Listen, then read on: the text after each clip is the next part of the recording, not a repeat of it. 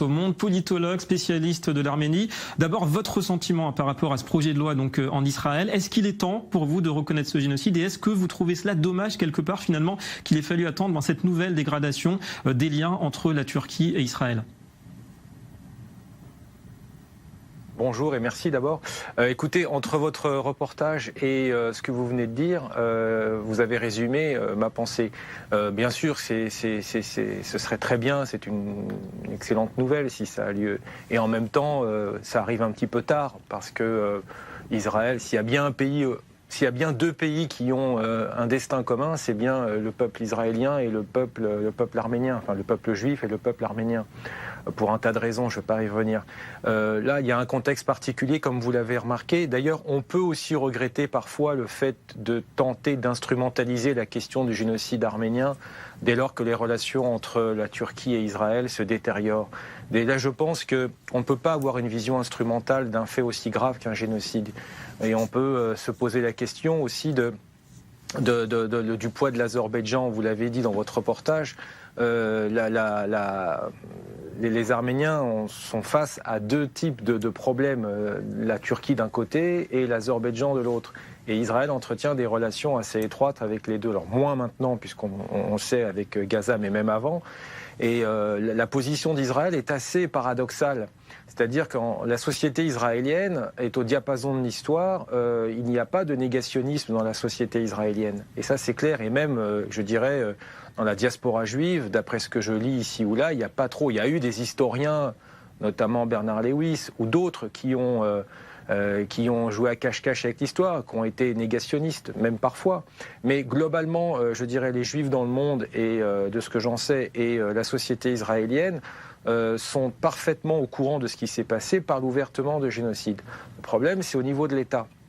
Et là, effectivement, comme vous le dites dans votre reportage, vous avez le ministre des Affaires étrangères qui, pour la première fois, ne bloque pas, mais quand même, le Premier ministre Benjamin Netanyahou ne participera pas au débat. Alors, c'est bien, c'est pas bien, c'est autre chose, pour des raisons politiques, je pense. L'important, c'est que ça passe, mais qu'on en finisse, quoi. Je veux dire, ça devient, comment dirais-je, on joue pas avec les nerfs des gens, voilà.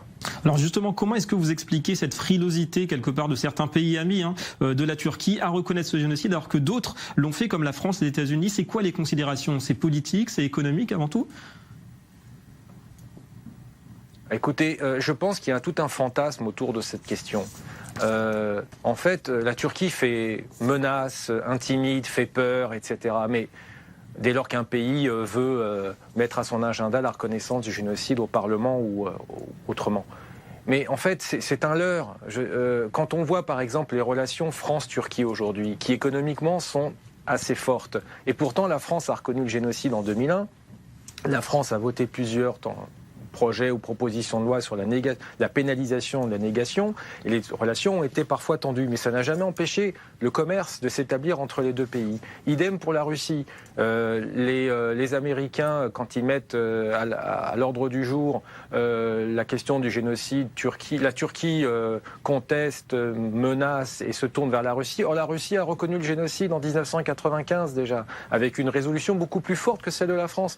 Donc, je veux dire, il faut dépasser ce fantasme et cette peur de se dire que ça y est, la Turquie est en train de multiplier les représailles, de prendre des mesures de sanctions. Et il faut arrêter, je veux dire, ça ne changera rien. Ça ne changera rien, si ce n'est que, enfin, les démocrates en Turquie pourront utiliser cette question pour vivre pleinement leurs droits de citoyens et pour même aller plus loin. Je pense que, de même que les Européens ont utilisé la Shoah pour asseoir l'état de droit en Europe, je répète, utiliser la Shoah pour asseoir l'état de droit en Europe, et c'était très bien, et il fallait le faire, pour des raisons évidentes. Je pense que les puissances au Proche-Orient, et Israël en tête, devraient utiliser la question du génocide arménien pour lancer la démocratisation de l'ensemble des États, arabes, turcs, dans les Balkans et même au Caucase, l'Arménie compris, pour dénationaliser les politiques d'État. Et je pense que ce serait le meilleur service qu'on pourrait rendre à la fois aux victimes, mais aussi à la paix dans la région. Ouais. Pour finir rapidement, Gaïd Minassian, côté turc maintenant, comment vous expliquez aussi cette difficulté à regarder finalement l'histoire en face un siècle après, contrairement à l'Allemagne? Il y a un problème culturel quelque part? D'abord, les Arméniens dans la Turquie, dans l'histoire de l'Empire ottoman et la Turquie moderne, quand on dit à quelqu'un c'est un Arménien, c'est une insulte en Turquie. Donc déjà, si on pouvait changer un petit peu les mentalités pour faire comprendre que l'Arménien c'est l'égal du Turc, ce serait déjà un grand pas. Ensuite, je pense qu'effectivement, la Turquie se sent mal à l'aise avec ce génocide parce que l'identité turque, l'identité républicaine, nationale turque, est fondée sur le cadavre d'un peuple. Et donc, reconnaître le génocide des Arméniens, c'est remettre en question cette libération, cette révolution kémaliste. Kémal lui-même avait dit que c'était un acte honteux.